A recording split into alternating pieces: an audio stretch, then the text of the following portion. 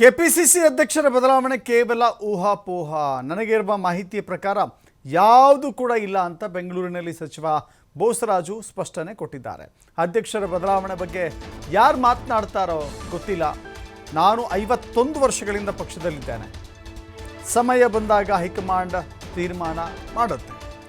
ಸಚಿವ ಸಂಪುಟ ಪುನಾರಚನೆ ಕೂಡ ಇಲ್ಲ ಅಂತ ಹೇಳಿ ಬೆಂಗಳೂರಿನಲ್ಲಿ ಸಚಿವ ಬೋಸರಾಜು ಹೇಳಿಕೆ ಕೊಟ್ಟಿದ್ದಾರೆ.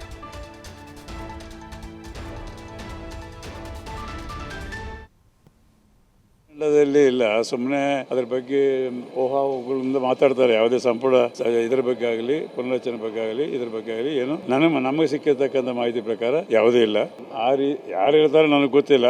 ಏನೇ ಮಾಡಬೇಕಾದ್ರೂ ನಮ್ದು ಮೊದಲಂದ್ರೆ ನಾನು 55 ವರ್ಷದಿಂದ ಈ ಪಾರ್ಟಿಯಲ್ಲಿ ಇದ್ದೀನಿ. ಎಲ್ಲ ವಿವಿಧ ಪೋಸ್ಟ್ಗಳಲ್ಲಿ ಇದ್ದು ಬಂದಾನೆ.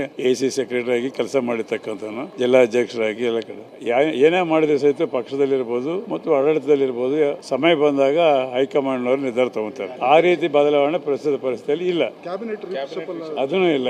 ಆಸ್ ಇಟ್ ಈಸ್ ಈಗಾಗಲೇ ಮುಖ್ಯಮಂತ್ರಿಗಳು ಹೇಳಿದ್ದಾರೆ. ಆ ರೀತಿಯಾದ ಚರ್ಚೆ ಮಾಡಿದ್ವಿ. ಏನು ಅನೇಕ ವಿಷಯಗಳು, ರಾಜ್ಯದ ಬಗ್ಗೆ ಅನೇಕ ವಿಷಯಗಳು ಇರ್ತಾವ, ಪಕ್ಷ ಸಂಘಟನೆ ಬಗ್ಗೆ ಅನೇಕ ವಿಷಯಗಳು ಇರ್ತಾವ. ಮುಖ್ಯಮಂತ್ರಿ ಆಗಿರ್ತಕ್ಕಂಥವ್ರು ಬಹಳ ದಿನ ಆದ ನಂತರ ಹೋಗಿದ್ದಾರೆ. ಅವರು ಅಧ್ಯಕ್ಷರಿಗೂ ಭೇಟಿಯಾಗಿದ್ದಾರೆ, ನಮ್ಮ ವಿರೋಧ ಪಕ್ಷ ನಾಯಕರಿಗೂ ಭೇಟಿಯಾಗಿದ್ದಾರೆ, ಪ್ರಧಾನ ಕಾರ್ಯದರ್ಶಿಗಳು ಭೇಟಿಯಾಗಿದ್ದಾರೆ. ಇಲ್ಲತಕ್ಕಂಥ ಪರಿಸ್ಥಿತಿಗಳು ಅವ್ರ ಗಮನ ತರಬೇಕಲ್ಲ. ಆ ರೀತಿಯಾಗಿ ಚರ್ಚೆ ಆಗ್ತದೆ. ಆ ಚರ್ಚೆ ಆಗಿರ್ತಕ್ಕಂಥದ್ದು ಪಕ್ಷ ಮತ್ತು ಆಡಳಿತ ಸಂಬಂಧಪಟ್ಟಿರ್ತಕ್ಕಂಥ ವಿಷಯಗಳ ಬಗ್ಗೆ ಮಾತ್ರ ಇರ್ತದೆ. ಅದು ಇಲ್ಲಿ